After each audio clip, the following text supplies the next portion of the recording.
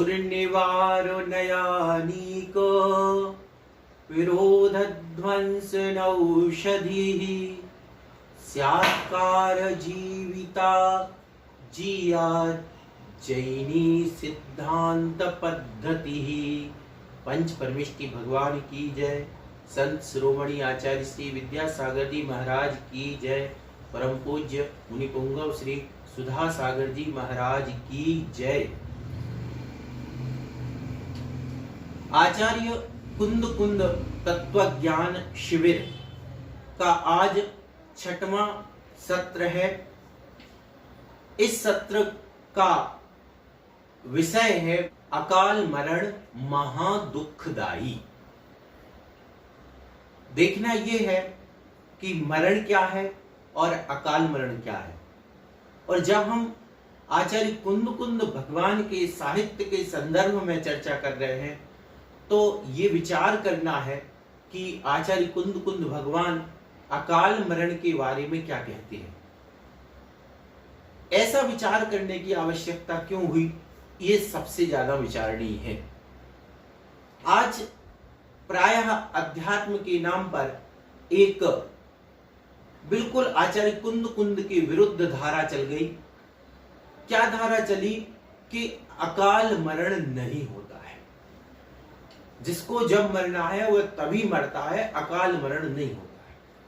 हमें ये देखना है कि अपने आचार्य कुंद कुंद भगवान अकाल मरण को मानते हैं अथवा नहीं मानते हैं।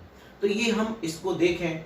इससे पूर्व सर्वप्रथम थोड़ा सा इतना समझ लेते हैं कि मरण क्या है और अकाल मरण क्या है। तो मरण क्या है कि किसी जीव के एक पर्याय की स्थिति पूर्ण होना, आयु कर्म की स्थिति पूर्ण होना मरण है। जैसे कोई व्यक्ति है, उस व्यक्ति के 100 साल की आयु थी और 100 साल पूर्ण हुए, वह उस व्यक्ति की यह पर्याय बदल गई, यहां से मर करके दूसरी जगह जाता है, ये उसका मरण कहलाता है। सामान्य रूप से अपन जानते ही हैं कि प्राणों का वियोग हो जाना ये मरण कहलाता है। लेकिन ये तो सामान्य मरण हो गया।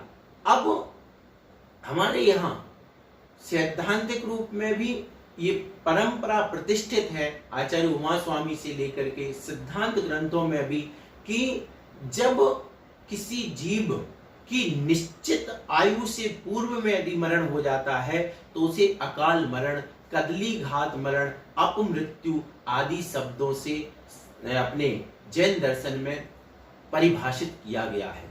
ये कैसे होता है? मान लीजिए किसी व्यक्ति की आयु 100 वर्ष की है और वह व्यक्ति मान के चलो 50 साल की उम्र में कहीं भी जा रहा था और रास्ते में उसका एक्सीडेंट हो गया, मृत्यु हुई, यह अकाल मरण है।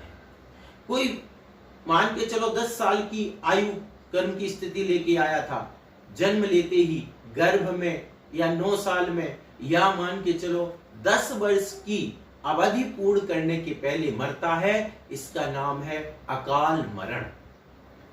तो ऐसा अकाल मरण हुआ करता है। इस अकाल मरण के बारे में जो भ्रांति हुई, वो भ्रांति की जो जड़ है, हम हालांकि हम उसको जड़ नहीं कह सकते, वो कुंद कुंद भगवान के वचन है, केवली भगवान के वचन है, लेकिन समझाने की भाषा में हम कह रहे हैं कि ये जो समय सार जी की बंद अधिकार की 2 गाथाएं हैं, उन 2 गाथाओं के माध्यम से यह भ्रम ही नहीं विपरीत श्रद्धान समाज में फैल गया और फैलता जा रहा है। और हमारे शिविर का यही उद्देश्य है कि लोगों तक आचार्य कुंद कुंद भगवान की जो तत्व दृष्टि है, उसके पीछे का जो यथार्थ है, वह सबके सामने आए। तो वे 2 गाथाएं हैं बंद अधिकार की, गाथा नंबर 248 और 249। क्या कहा गया वहां पर, सबसे पहले उन गाथाओं को देखते हैं। आउखैण मरणम जीवाणम जिणवरेहिम पन्नत्तम आउम रणहरेसि तुमम कहते मरणम कयम तेसिम। आउखैण मरणम जीवाणम जिणवरेहिम पन्नत्तम आउम न हरन्ति तुहम कहते मरणम कयम तेहिम। क्या कहा जा रहा? जीवों का मरण आयु के क्षय से होता है, ऐसा जिनेंद्र देव ने कहा है। तुम किसी जीव की आयु का हरण नहीं करते हो, फिर तुमने उनका मरण कैसे किया? आयु के क्षय से जीवों का मरण होता है, ऐसा जिनेंद्र देव ने कहा है। पर जीव यानी दूसरा जीव तुम्हारी आयु का हरण नहीं कर सकते हैं, तब फिर उनके द्वारा तुम्हारा मरण किस तरह किया जा सकता है?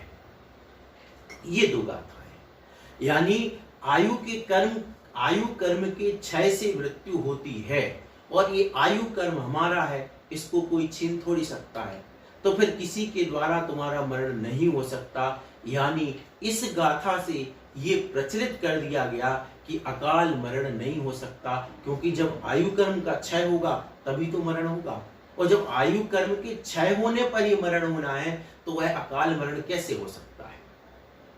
ये दो गाथाएं, लेकिन इन दो गाथाओं की हमें पूर्व भूमिका देखनी पड़ेगी कि ये दो गाथाएं, पहले तो इन्हीं गाथाओं में ही वह अर्थ गर्भित है। दो बातें यहाँ पे कही जा रही हैं कि किसी जीव की आयु का हरण नहीं करते हो, यानी मैं किसी जीव की आयु नहीं काट सकता हूं, आयु खत्म नहीं कर सकता हूं, वह उसका आयु कर्म है। और दूसरी बात कहा कि मेरी जो आयु है उसको कोई दूसरा जीव हरण नहीं कर सकता, यानी मुझे कोई नहीं मार सकता, क्योंकि मेरे साथ मेरा आयु कर्म है। ये वस्तुतः बंध अधिकार चल रहा है, और जो मुनिराज, जो हम सम्यक दृष्टि में ज्ञानी में जिनको हम देख सके हैं, वे मुनिराज जब आत्मस्थ हैं, शुद्धोपयोग की दशा में लीन है, यदि उनके मन में प्रतिक्रमण का विचार आ गया, प्रतिक्रमण का विचार आया, तो आचार्य कुंद भगवान कहते हैं, आप इतनी उच्चतम अवस्था को प्राप्त हो गए हो, आप नीचे देख रहे हो, नीचे, अरे भाई जीवों का मरण तो आयु कर्म की क्षय से होता है, और आप किसी के आयु का क्षय कर नहीं सकते हो, आप आत्मा में लीन रहो, आपने किसी को नहीं मारा, कोई प्रतिक्रमण करने की जरूरत नहीं है। फिर इसके बाद अब दूसरी, पहली बात हो गई कि तुम किसी की आयु का हरण नहीं कर सकते, अब खुद की आयु का, वही मुनिराज है, ध्यान में बैठे हुए हैं, शुद्धोपयोग की अवस्था है, शेर आ गया है, सियालनी आ गई है, जलती हुई सिगड़ी रख दी गई है सिर पर। अब क्या विचार करना कि आयु के क्षय से जीवों का मरण होता है, ऐसा जिनेंद्र देव ने कहा है, पर जीव मेरी आयु का हरण कर नहीं सकता है, तो उनके द्वारा मेरा मरण कैसे हो सकता है? ये बहुत गहरा तत्व है। ये गहरा तत्व वो तत्व है जिससे वह मुनि शुद्धोपयोग में लीन रहेंगे, और वे उपसर्ग को सहन करते हुए उपसर्ग केवली बन करके मोक्ष को प्राप्त करेंगे। दोनों ही अवस्था, बहुत ध्यान से देखने वाली बात है ये, कि पहली बात तो जब नीचे उतरने का भाव आ जाए मुनि के मन में, वो चलो प्रतिक्रमण का समय हो गया, प्रतिक्रमण कर लो, और बढ़िया शुद्धोपयोग में थे, ऐसा विकल्प आता है, तो आचार्य कुंद भगवान कहते हैं, क्या प्रतिक्रमण, कि कोई जीवों को तुम मार ही नहीं सकते, किस चीज का प्रतिक्रमण करना, तुम्हें किसी की हिंसक भाव कुछ भी नहीं है, जिस अवस्था में तुम बैठे हो किसी को नहीं मारा है, और अपने शुद्ध ध्यान में ही लगे रहो, पहली बात। और दूसरी बात, जब कोई खुद को मारने आ गया, ऐसे शुद्धोपयोगी मुनि जो ध्यान में बैठे थे, कोई आ गया, चाहे हिंसक पशु आ गया, चाहे कोई शत्रु आ गया, पूर्व कर्म का उदय आ गया, कोई मारने आया, उस समय क्या, कोई मेरी आयु का हरण कर ही नहीं सकता है, कर नहीं सकता है। तो उस समय ऐसा विचार होता कि जिनेंद्र भगवान ने तो ऐसा कहा है, आयु कर्म के क्षय से ही मरण होता है, ये मेरी आयु का क्षय कर नहीं सकता। ऐसा जो शुद्धोपयोगी मुनियों का चिंतन है, अरे कहां उनका चिंतन, और घटाया किस पे जा रहा, हम और आप पर, हम और आप पे घटा दिया, बस वहीं से दिक्कत हो गई। हर चीज का हमारे यहाँ आचार्य समंतबद्ध स्वामी ने कहा, मत दृष्टेष्ट विरोधकम, प्रत्यक्ष से भी जिनेंद्र भगवान के वचन बाधित नहीं होते हैं, कैसे नहीं होते हैं? अब इसको प्रत्यक्ष से घटाओ। कैसे घटाएं हम? मान के चलो कि जो आप भ्रांति फैला रहे हैं और आप ये कह रहे हैं कि मैं किसी जीव की आयु का हरण नहीं कर सकता। अब जिस समय मुनिराज पिच्छी लगा रहे, मान के चलो एक चींटी थी और चींटी को क्या कर रहे हैं वो, मान के बिल्कुल ग्रंथ पे आ गई, पिच्छी से उसको हटा रहे। कौन सा भाव हुआ? कौन सा भाव हुआ? वहां पर क्या वो क्या सोच रहे? बिल्कुल इस चींटी की रक्षा कर रहा हूं। पिच्छी किसका? संयम का उपकरण है। संयम क्या है? जीव रक्षाणम धम्मम। धर्म कहा जीवों की रक्षा। यदि जीवों की रक्षा, जीवों का बीच में मरण नहीं होता तो जीव रक्षाणम धम्मम कैसे कहा जाता? धम्मो कैसे कहा जाता है? तो जीवों की रक्षा तभी तो होगी जब उनके प्राण बचेंगे, और प्राण यदि बच ही नहीं सकते हैं तो जीवों की रक्षा कैसे होगी? फिर आचार्य कुंद कुंद का सूत्र बाधित नहीं, प्रश्न चिन्ह नहीं लग जाएगा कि जीव रक्षाणम धर्मो, जीवों की रक्षा करना धर्म है। कितनी बड़ी बात है। अब मैं कहता हूं प्रैक्टिकल करिए आप। एक महाराज है और सीधे चींटी आ गई है, स्वाध्याय करता है। अब वो उसको क्या करें? पलट दें पेज। इसी समय ये पेज खुला हुआ था और बस अब स्वाध्याय पूरा हो गया, उसी टाइम चींटी आई, मक्खी आई, बंद कर दो। क्यों कर दो? क्योंकि मैं किसी, भाई वो मरेगा तो अपनी आयु कर्म से मरेगा। अकाल मरण होते ही नहीं है, बीच में मर ही नहीं सकता है। जब उसकी आयु आ जाएगी तभी मरेगा। तो बताओ समिति बचेगी क्या?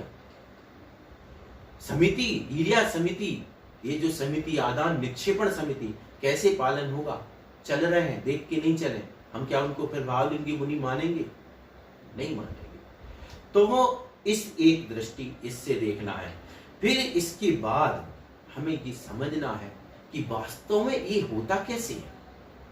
ये बात समझ में आ रही, सीधी सीधी समझ में आ रही कि आयु कर्म का क्षय होगा तभी तो मरण होगा, और ये सत्य भी है। बिना आयु कर्म के क्षय के मरण होता ही नहीं है। मैं भी कह रहा हूं जब भी मरण होगा, एक जीव एक पर्याय से तभी जा सकता है जब उसके आयु कर्म का यहाँ पे नाश। ऐसा नहीं हो सकता कि मनुष्य आयु को लेकर के देव आयु में चला जाए, ऐसा नहीं। मनुष्य आयु की स्थिति जितनी थी वो पूरी यहीं पर खिलेगी, उसके निषेक झड़ेंगे, तब जाकर के वो दूसरी पर्याय को प्राप्त होगा। तो भैया यही तो वो लोग कहते हैं, आप कहोगे यही तो वो कह रहे हैं कि जब आयु पूरी होगी तभी मरण होगा। नहीं, बहुत अंतर है। हम ये कह रहे हैं, वो कह रहे हैं कि आयु तभी पूरी होगी जब होना है, इसलिए अकाल मरण नहीं होता है। और हम ये कह रहे हैं कि आयु पूर्ण होने पर ही मरण होता है, लेकिन आयु पूर्ण पहले भी हो सकती है। बहुत अंतर, बहुत अंतर। उदाहरण, हमारे छत पर एक टंकी रखी, उस टंकी को खाली हम तभी कहेंगे जब पूरा पानी निकल जाए। ये पक्का है, खाली हम तभी कहेंगे जब पूरा पानी निकल जाए। लेकिन टंकी खाली लिमिट टाइम के पहले भी हो सकती है। कैसे? जैसे एक टंकी रखी थी, उसको हम चलाते हैं, नल से पानी निकालते हैं, मान के चलो 6 घंटे चलती है, और कोई आया और ऊपर से बड़ा सारा पत्थर फेंक दिया और 10 मिनट में पूरा पानी खत्म, टंकी खाली। टंकी खाली। अब क्या हुआ? क्या हुआ? तो पूरा पानी खाली। टंकी खाली कैसे हुई? पानी खाली होने पर ही टंकी खाली मानी जाएगी। पानी खत्म होगा तब टंकी खाली मानी जाएगी। लेकिन जो टंकी का पानी 6 घंटे चलने वाला था, वो 6 मिनट में, 10 मिनट में खत्म हो सकता है कि नहीं हो सकता है? हो सकता। बस ऐसे ही मरण और अकाल मरण में है। मरण तो आयु के क्षय से ही होगा, लेकिन आयु का क्षय, कोई 100 साल जीने वाला था, रास्ते में जा रहा था, किसी ने जहर दे दिया और जहर दिया और उसके अंतर्मूर्त में वो मर गया। अब क्या हुआ? वो जो निषेध थे बाकी के, वो सारे के सारे तुरंत उद्दीरित हो जाएंगे कर्म, और वो तुरंत यहीं पर क्षय हो जाएंगे। जैसे पूरा पानी एक साथ बह गया, ऐसी आयु कर्म के जो निषेध हैं वो पूरे एक साथ झड़ जाएंगे। अब आप कहोगे ऐसा होता है? ऐसा होता है। सामान्य जीवों के तो छोड़ो, जब केवली भगवान समुद्घात करते हैं, केवली समुद्घात करते हैं, क्या होता है उस समय? आयु कर्म की स्थिति अंतर्मूर्त बची, बाकी के कर्म पड़े हुए हैं। उन कर्मों की स्थिति आयु कर्म के बराबर करने के लिए क्या होता है? अभी नहीं है, बहुत ध्यान से सुनो, भगवान पे घटा रहे। अरे इंसानों को तो छोड़ो, भगवान पे ये बात घटेगी। अब देखो ईमानदारी से क्या होगा? कर्म है, नाम कर्म है, गोत्र कर्म है, वेदनी कर्म है, ये तीन जो घातिया कर्म है, और आयु कर्म तो है ही। तो आयु कर्म बचा अंतर्मूर्त का, एक कर्म कोई 100 साल का, एक 1,00,000 साल का पड़ा है। अब उन कर्मों को आयु कर्म के बराबर लाना है, तो केवली समुद्घात होता है। इसमें हम ज्यादा नहीं घुसना चाह रहे, लेकिन आप समझ जाए संक्षिप्त में ही। अब बताओ, तो वहां कर्म के क्या हो गए? कर्म के निषेध कहां गए? कर्म के निषेध झड़ गए, उदीरित हो गए। इसी प्रकार यहां पर आयु कर्म की भी उदीर्णा होती है। तो आयु कर्म जो था वो कर्म पूरा नाश होगा। जैसे केवली भगवान, जब तक सारे कर्म नाश नहीं होंगे तब तक मोक्ष नहीं होगा, लेकिन मोक्ष का निषेध जो है वे पहले भी जड़ाए जा सकते हैं, पहले भी जड़ाए। इसी प्रकार निमित्त पाकर के जो हमारा कर्म है, आयु कर्म है, उस कर्म को पूर्व में भी नाश किया जा सकता है, जिसे आगम के शब्दों में, भाषा में उदीर्णा कहा जाता है। तो देखो यहां पे हम किस निष्कर्ष पर पहुंचते हैं? ये समझना है, मरण तो आयु कर्म के क्षय से ही होता है। इसमें कोई बिल्कुल दो मत नहीं है, अपन एक मत है। लेकिन आप कहो कि आयु कर्म के क्षय से होता इसलिए अकाल मरण नहीं होता, ये बात नहीं है। क्यों? क्योंकि आयु कर्म का क्षय समय की स्थिति के पहले हो गया, इसलिए हुआ, काल में नहीं हुआ, इसलिए अकाल है। अब आप एक प्रश्न पूछ सकते हो कि भाई साहब ये बताओ कि आप अपने मन से बोल रहे हो कि शास्त्रों में लिखा है? तो अपने तो 5 सत्र निकल गए, मन से बोल रहे तो सवाल ही पैदा नहीं होता। यहाँ तो आगम में जो लिखा है वही बोला जाएगा। और हम तो देख रहे होंगे, आप हिंदी का भी प्रयोग नहीं कर रहे कि जयचंद जी छावड़ा ने क्या कहा कि टोडरमल जी ने, इन सब में जाना नहीं है। हम तो सीधा सीधा आचार्य कुंद भगवान ने क्या कहा उसको कहते हैं और मूल शब्द से बता रहे हैं। तो इसलिए अब देखो वहां पे चर्चा क्या चल रही है, जहां पे ये कहा गया, वहां पे ये कहा गया जितने भी अध्यवसान हैं, इन अध्यवसानों से बचो, यानी अपने आत्मा से बाहर परिणाम नहीं जाना चाहिए। इसलिए वहां पर जहां पर ये बंध अधिकार चल रहा है, यद्यपि अपन उस गाथा को पहले देख चुके हैं, लेकिन फिर भी प्रासंगिक है, तो एक बार और देख लें। क्या कहा गया उसी बंध अधिकार में? ईदाणी रत्थि जेसिम अज्जवसाणाणि एव मादीणी ते असुहेण सुहेणवा कम्मेण मुणीना लिप्पन्ति मुणीना लिप्पन्ति। ये अध्यवसाय जो है, इस प्रकार के जो भी है भाव, मैं मारता हूं, मरता हूं, शुभ भाव है, अशुभ भाव है, किसी भी प्रकार का भाव है, सुख देता हूं दूसरे को या दूसरे से सुखी होता हूं, कोई भी जो जितने भी बाह्य भाव है, इन भावों के जो अध्यवसान है, ये जिन मुनियों के नहीं है, वे मुनि अशुभ व शुभ कर्म से लिप्त नहीं होते। तो उन्हें, उन मुनिराज को शुभ कर्मों के बंध से बचाने के लिए ये आचरणीय बताया गया था कि आप अपनी शुद्ध दशा में लीन रहें। ये नहीं सोचें कि मैं किसी को सुख देता हूं या दुख देता हूं। ये वहां प्रासंगिक है, इसका अब आप अर्थ स्वयं इसको बिठा लें, क्योंकि अब तो संकेत ही देना मैं उचित समझता हूं। 4-5 दिन में अपन समझ गए हैं, आप भी समझ गए होंगे कि क्या कैसे ये, क्योंकि ये बंध अधिकार कही है और वहां पर इस प्रकार की बात की गई। यानी कहने का मतलब वहां मुनि ना लिम्पति, मुनि को लक्ष्य कर करके ये बात कही जा रही है, मुनि पर घटाया जा रहा है। और कौन से मुनि पर? जो शुद्धोपयोग में लीन है। अब जिस प्रश्न की मैं बात कर रहा था, आप प्रश्न पूछ सकते हैं कि भैया ये अकाल मरण जो शब्द है, ये कुंद भगवान ने कहा है कि नहीं? तो अब देखो आप भाव पाहुड़ गाथा नंबर 25 से 27, गाथा नंबर 25 से 27। इससे पहले एक चीज ध्यान रखना, वहां पर भी समय सार में आचार्य कुंद भगवान ने ये नहीं कहा कि अकाल मरण नहीं होता है, ध्यान रखना, ये नहीं कहा। उन्होंने ये कहा है कि आयु कर्म के क्षय से मरण होता है, ये नहीं कहा कि अकाल मरण नहीं होता है। और भाव पावड़ में देखो स्पष्ट रूप से वे ही कुंद भगवान क्या कह रहे हैं, कह रहे हैं अब मिच्चू महादुखम। क्या कहा गया इन गाथाओं में? विषवीयण यानी विष वेदना से, विष से, वेयण यानी वेदना से, रक्त क्षय से, भय से, शस्त्र ग्रहण से, संकलेश से, आहार निरोध होने पर, श्वासोच्छ्वास निरोध होने पर, बर्फ, अग्नि, पानी, बड़े पर्वत से अथवा वृक्ष पर चढ़ते समय गिरना, शरीर का भंग होना, रस विद्या के प्रयोग से और अन्याय के विविध प्रसंगों से, अन्याय नहीं अन्यान्य, अन्यान्य होना चाहिए, तो अन्यान्य विविध प्रसंगों से आयु का क्षय हो जाता है। हे मित्र, इस प्रकार त्रियंच और मनुष्य गति में उत्पन्न होकर चिरकाल से अनेक बार अकाल मृत्यु का अत्यंत तीव्र महादुख तूने प्राप्त किया है। पहली बात, अकाल मरण शब्द कहां से निकला? अपमृत्यु महादुखम। अपमृत्यु यानी अपमृत्यु, और अपमृत्यु को ही अकाल मरण कहते हैं।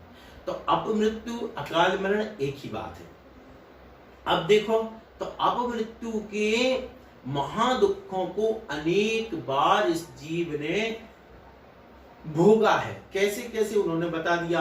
विष खाने से, रक्त विष खाने, जैसे जहर किसी ने खा लिया है, गलती से खा लिया है, किसी जहरीले कीड़े ने काट लिया, इस प्रकार से।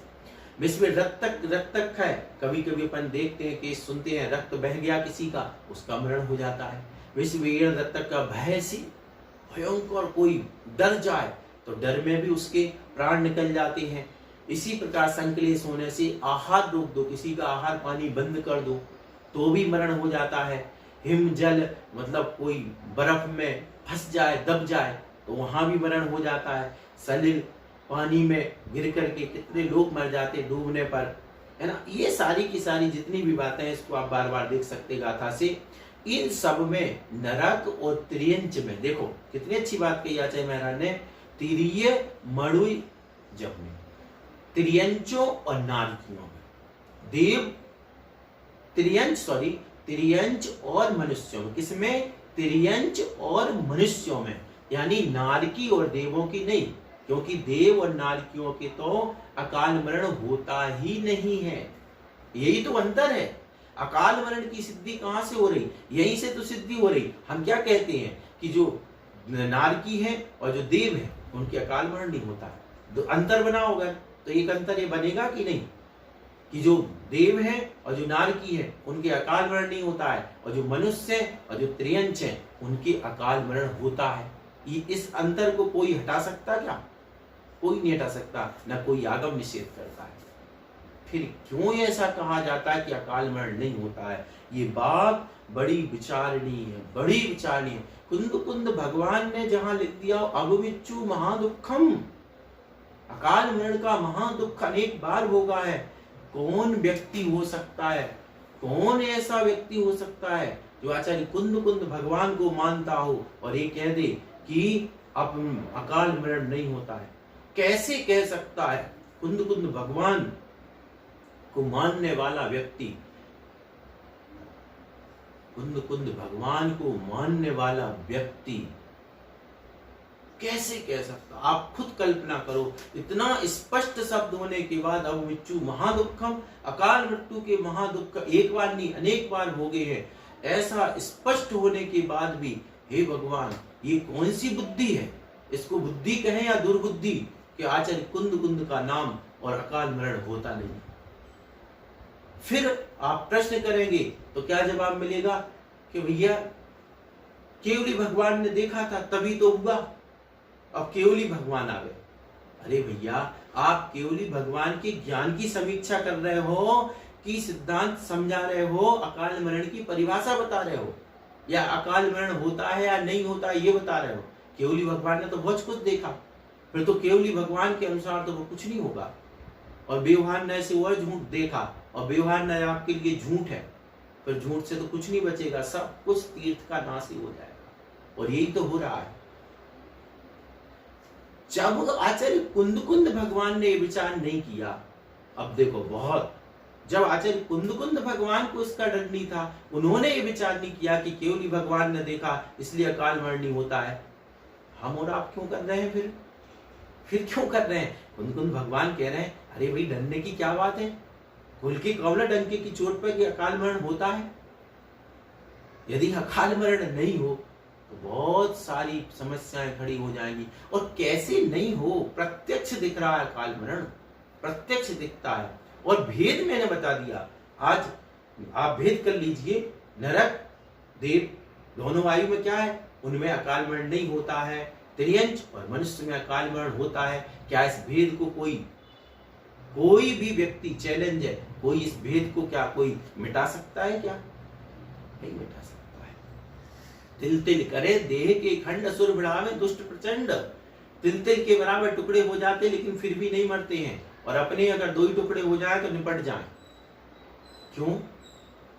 क्योंकि अकाल मरण होता है और वहां अकाल मरण नहीं होता है। तो बात केवली भगवान पे डाल दी।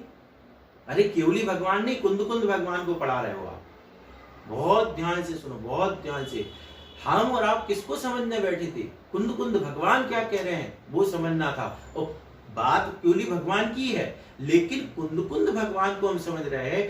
केवली भगवान ने जो कहा वही तो कुंद भगवान कह रहे हैं।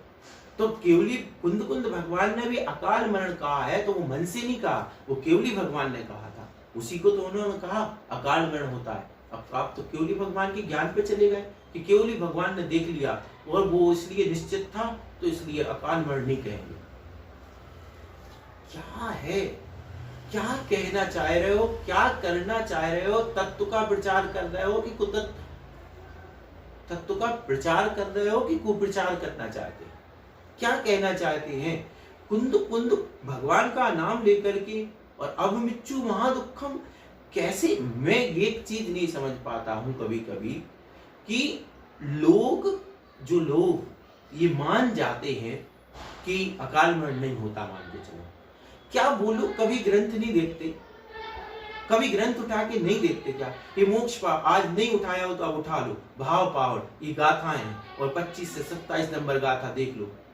भैया इतनी कोई ये जर्मनी भाषा नहीं लिखी है, जापानी नहीं लिखी है, प्राकृत है। तो प्राकृत में भी वही शब्द बनते हैं जो हिंदी में बनते हैं, उसको पढ़ लो, और इसका हिंदी लिखा हुआ है वो पढ़ लो। ऐसी कैसी अंधभक्ति है, ऐसा कैसा अंधश्रद्धान है, ऐसा कैसा ये कौन सा श्रद्धान? ये कोई सम्यक दर्शन वाला श्रद्धान है कि कोई हिंदी व्याख्याकार कुछ भी बोले जा रहा और हम मान ले? नहीं बनती। इसको पढ़ो। अब मिच्चू महादुखम, अब मृत्यु यानी अकाल मरण होता है। और इतने ही नहीं, इसलिए और क्या बात होती है? अपन पूछो कि भैया, तो वो केवली भगवान पे आ गए, फिर क्या कहेंगे? निश्चय ऐसे नहीं होता है। एक बार ऐसे ही हो गया, ललितपुर, शायद ललितपुर की घटना है। आचार्य श्री की वाचना के बीच में किसी ने कह दिया, बात चली मरण की, तो बोले कि मरण, अकाल मरण नहीं होता। कैसे नहीं होता? बोले निश्चय ऐसे नहीं होता है। आचार्य श्री तो आचार्य श्री है।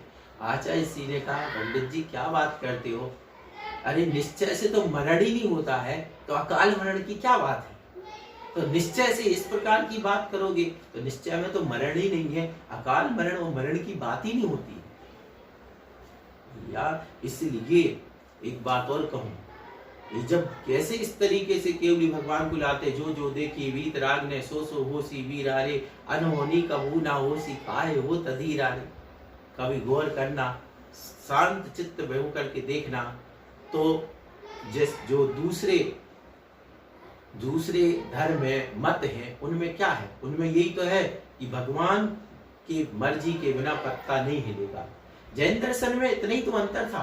जैन दर्शन कहता था कि आत्मा स्वतंत्र है, वस्तु स्वातंत्र था, और अन्य जो दर्शन थे, कुछ दर्शन वो ये मानते थे कि सृष्टि भगवान के अधीन है।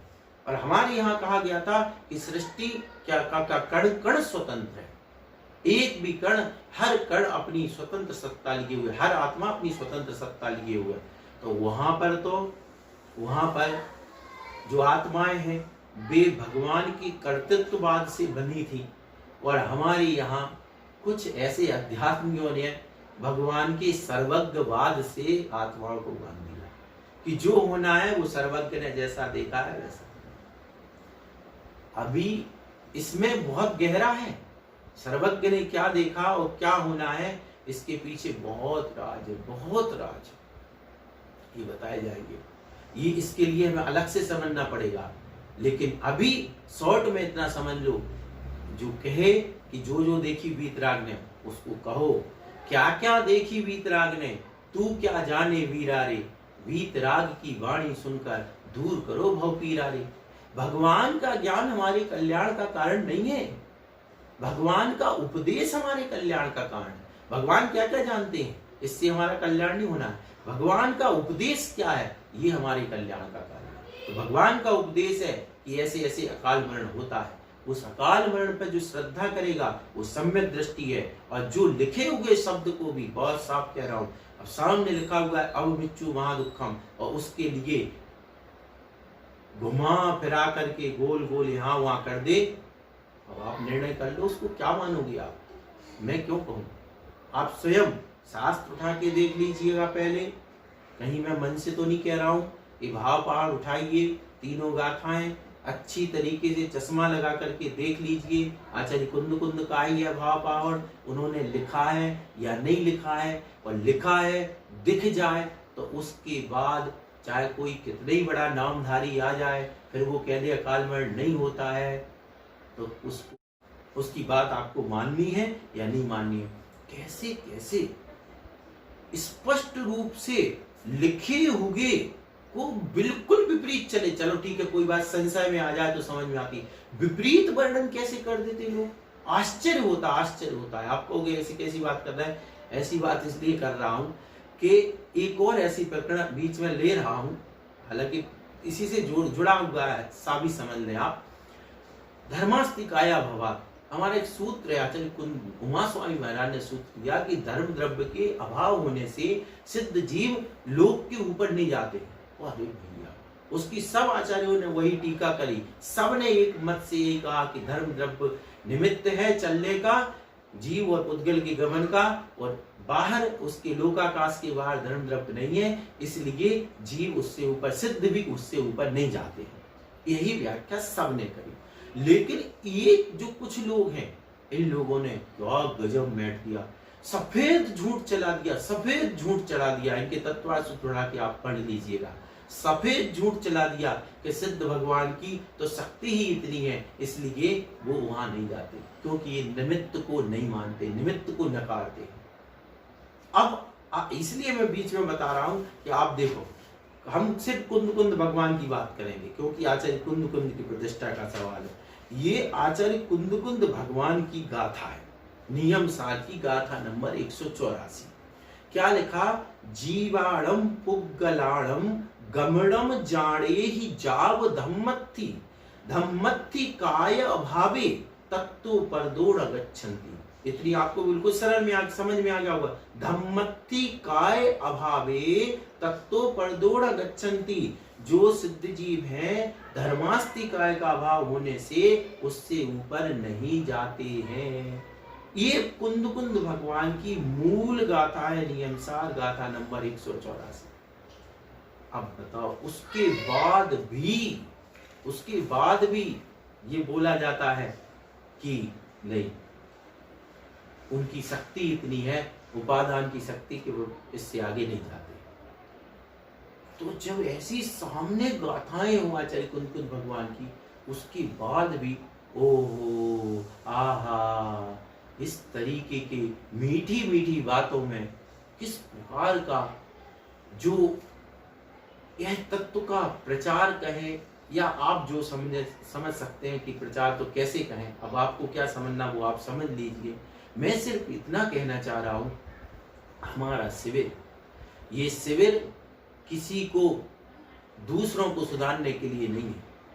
हम तो मानते हैं उनके जो कर्म हो वो करें, हमारा उनके लिए है जो मेरे भाई बंधु हैं, जो मेरे कुल के हैं, जो भगवान महावीर की कुलाचार को मानने वाले हैं, जो भगवान महावीर की वाणी को मानते हैं, जो मुनियों को मानते, जो आचार्य कुंद कुंद को मानते हैं, तो कहीं ऐसा नहीं हो कि जो आज इस चीज को मान रहे हैं, इस गाथा से अकाल मृत्यु, कल ही ऐसा नहीं हो कि उनका बेटा कल मीठी बातें सुन करके उसको भूल जाए। इसलिए मेरा काम है, मेरा काम उन लोगों को सुधारना नहीं है, मेरा काम जो अपने लोग नहीं भटक जाएं, हमारे लोग नहीं भटक जाएं, उनको बचाना है। और मेरा कोई निषेध दुनिया में जाओ ये लेके जाना बस।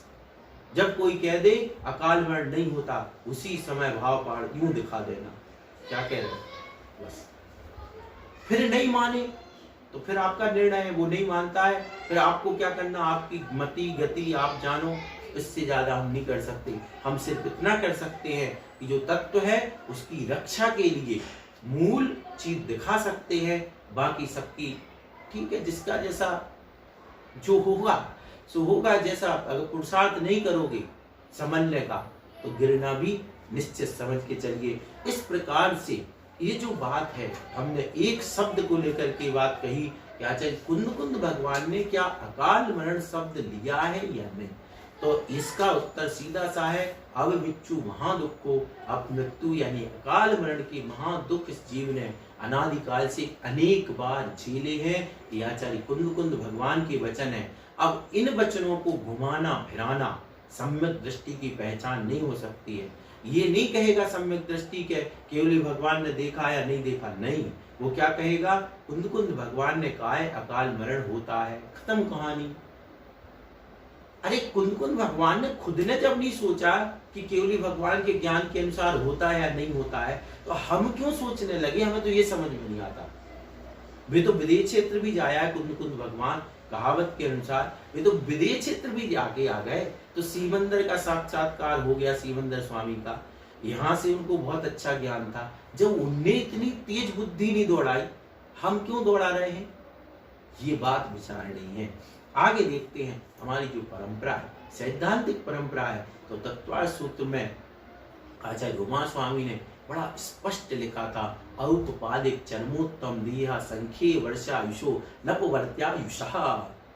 अध्याय दूसरे अध्याय का अंतिम सूत्र 53 नंबर सूत्र, उसमें क्या कहा था, देव नारकी उत्तम चरम शरीरी मनुष्य, भोग भूमि के पशु, असंख्यात वर्ष की आयु वाले मनुष्य, ये सब पूर्ण आयु भोगने अनपवर्त्यायुषः, इनकी आयु अपवर्त नहीं होती, यानी इनका अकाल मरण नहीं होता है।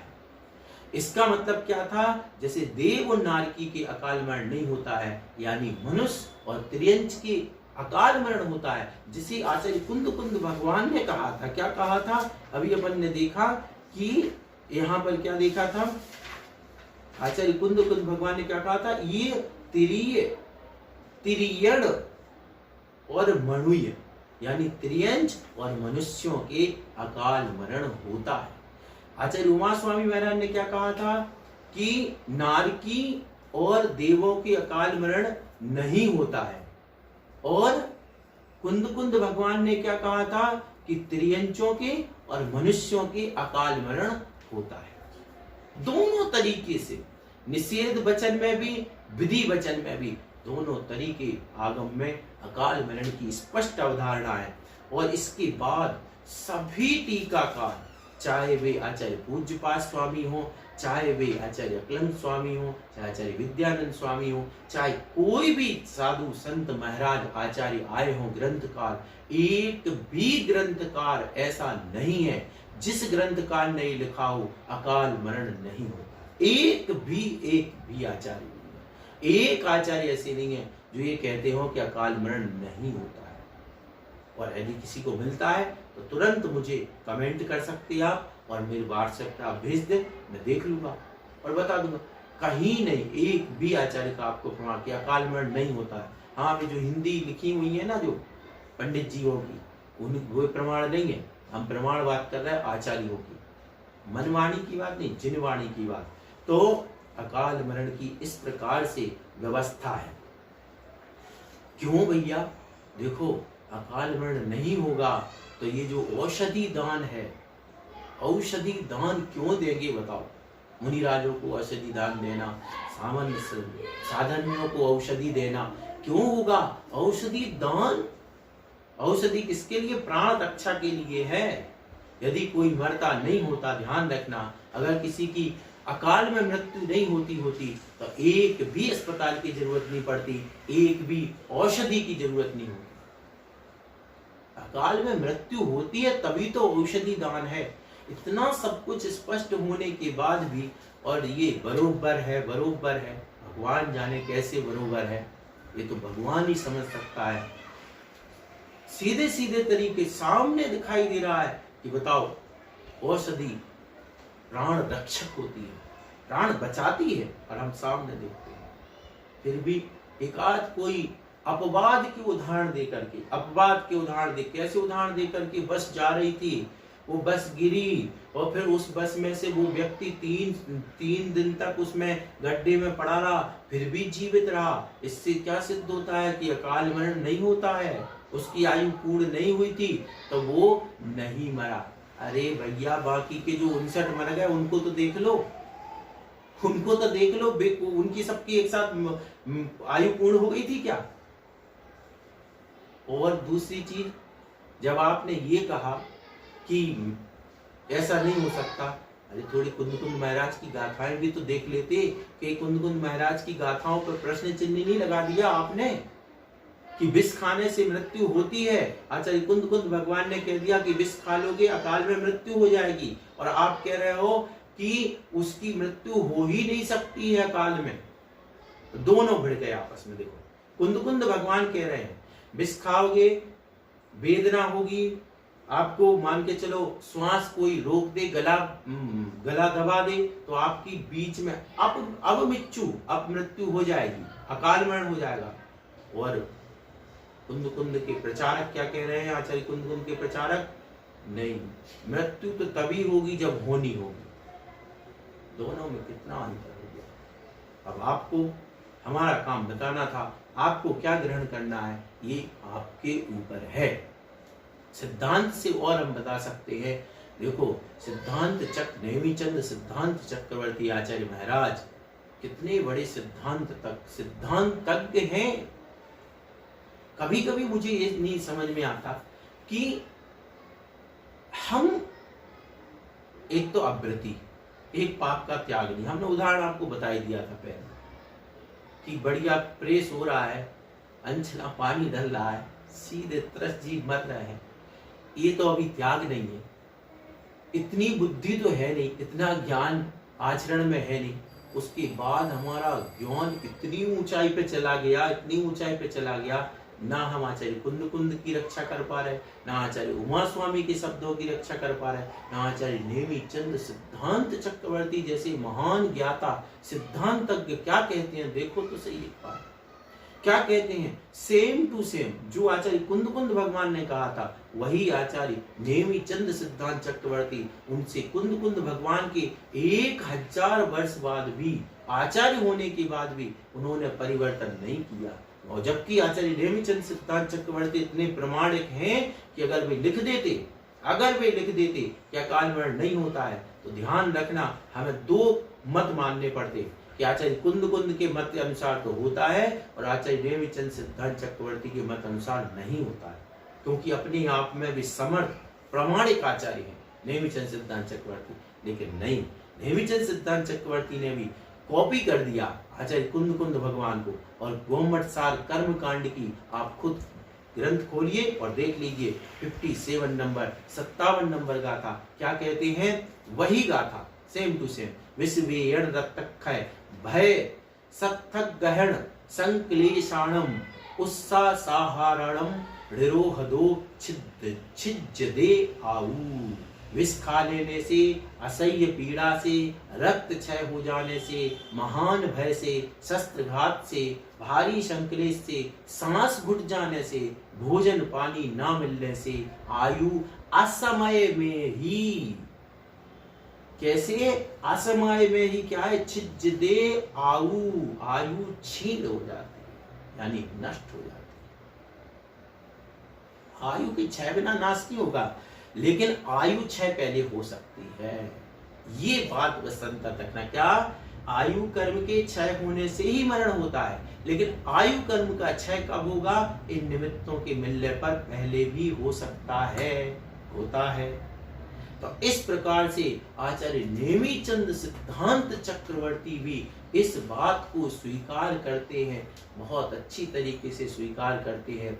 ऐसे इस प्रकार हम देखते हैं कि हमारा जो पूरा का पूरा आगम है, अध्यात्म है, कहीं पर भी इस बात का निषेध नहीं किया गया कि अकाल मरण नहीं होता है। किन्हीं भी आचार्य के मन में ये शंका नहीं आई, आचार्य कुंद से लेकर के बाद तक के आचार्यों में, कि केवल भगवान के ज्ञान के अनुसार नहीं होती। अरे भैया, तो ये कहाँ से बुद्धि आ गई? हम इतने ज्ञानी क्यों बन गए कि हमने आचार्य कुंद भगवान के भी 2 कदम आगे चले गए? भैया, इतनी ज्ञानी बनने की जरूरत नहीं है। उन्हीं को हम अनुसरण कर लें, उन्हीं की मान लें, इसी में कल्याण है। हम तो 1-2 कदम उनसे आगे, जो कुंद भगवान भी नहीं सोच पाए, वो आज के तत्व ज्ञान ने खोज लिया। ए भैया, ऐसे ही जो जिसे हम कह सकते हैं तथाकथित तत्व ज्ञान है, उस तत्व ज्ञान से हम अपने लोगों को बचाने के लिए इस तत्व ज्ञान शिविर का आयोजन कर रहे हैं। मैंने बार बार कह रहा हूं, मुझे किसी से कोई मतलब नहीं है, मुझे सिर्फ उस व्यक्ति से मतलब है जो मेरे साथ खड़ा है, जो मेरे घर में खड़ा है, जो हमारे पूज्य मुनिरायों के चरणों में पंच गुरु चरण शरणा आगम के अनुसार बैठा है। कहीं कल के दिन ये ऐसे मन गणंत मीठी मीठी बातों में आकर के कहीं मुनियों के चरणों की शरण ना छोड़ दें, कहीं वे कुंद भगवान के शब्दों को ना पढ़ें, बस एसी में बैठ करके आहा बरोबर करके और इस तत्व को समझने से पीछे नहीं हट जाएं। इतनी बुद्धि बनी रहे, बस इस शिविर का यही उद्देश्य है कि बस हे भगवान, इतनी बुद्धि बनी रहे कि जब कोई कह दे सभा में कि अकाल मरण नहीं होता है, तो उसमें इतनी आ जाए बस बुद्धि कि वो ये पूछ ले कि पंडित जी ये बता दीजिए, कहाँ लिखा कुंद भगवान ने कि अकाल मरण नहीं होता है। अब वो कहें कि ये लिखा आयु के क्षय से मरण होता है, तो तुरंत हमारा जो भगवान का वंशज है, जैन व्यक्ति है, वो कह दे इसका मतलब ये नहीं होता है कि अकाल मरण नहीं होता है। इसमें कहाँ लिखा, बताओ आप? इसमें यही तो लिखा कि आयु के क्षय से मरण होता है। तो ये तो सिद्ध नहीं हुआ कि अकाल मरण नहीं होता है। आयु का क्षय पहले नाश हो गया, आयु क्षय पहले हो गई तो अकाल मरण हो गया। और फिर भी नहीं माने तो वो आगे की गाथा दिखा दे। कौन सी गाथा दिखा दे? भाव पावड़ की, कि भैया अब मिच्चू वहां दुखो, ये कुंद स्वामी कह रहे हैं, अब साफ साफ अकाल मरण लिखा, फिर आप मीठी मीठी बातों में ये बात क्यों कर रहे कि अकाल मरण नहीं होता है? इस प्रकार से हमारा सिर्फ इतना ही उद्देश्य है कि हे भगवान, जो इस पंचम काल में आपकी परोपकारी वीतराग वाणी है, बड़े सौभाग्य से हम जैसे भव्यों को प्राप्त हुई है, वह हम यथार्थ रूप में समझें और अपने जो मूल आचार्य हैं, कम से कम जो हमारे आचार्य कुंद जैसे भगवान हैं, उनसे कभी भी हे भगवान इतनी बुद्धि ना आए हमारे अंदर कि हम उनसे को क्रॉस कर दें। देखो, महत्वपूर्ण बात, ऐसी प्रार्थना करें हम जिनवाड़ी माता से, जिनेंद्र भगवान से, हे भगवान इतनी बुद्धि दे देना कि कभी भी जो कुंद भगवान ने लिखा है उससे आगे मैं ना सोचूं। बस जो हमें आचार्य कुंद भगवान द्वारा केवली भगवान की वाणी मिली है, उस पर हमारी श्रद्धा बनी रहे, यही सम्यक दर्शन है। और जो ऐसा करेगा वही सम्यक दृष्टि है। इस बात को समझ करके, और यदि अभी तक किसी के मन में ऐसी धारणा हो कि अकाल मरण नहीं होता है, तो जो ये गाथाएं हैं आपके सामने, इन गाथाओं को देख करके आपको क्या स्वीकार करना है, क्या नहीं करना है, इसके लिए आप स्वतंत्र हैं। हमारा काम था वस्तु स्थिति को स्पष्ट करना प्रमाण सहित, वो मैंने किया। इसके बाद हम सब स्वतंत्र हैं। आज का सत्र हम इसी के साथ कि अकाल मरण जो कहा गया है उसका निषेध ना करें, ऐसी भावना वाते हुए इस सत्र को विराम देते हैं। सभी को सादर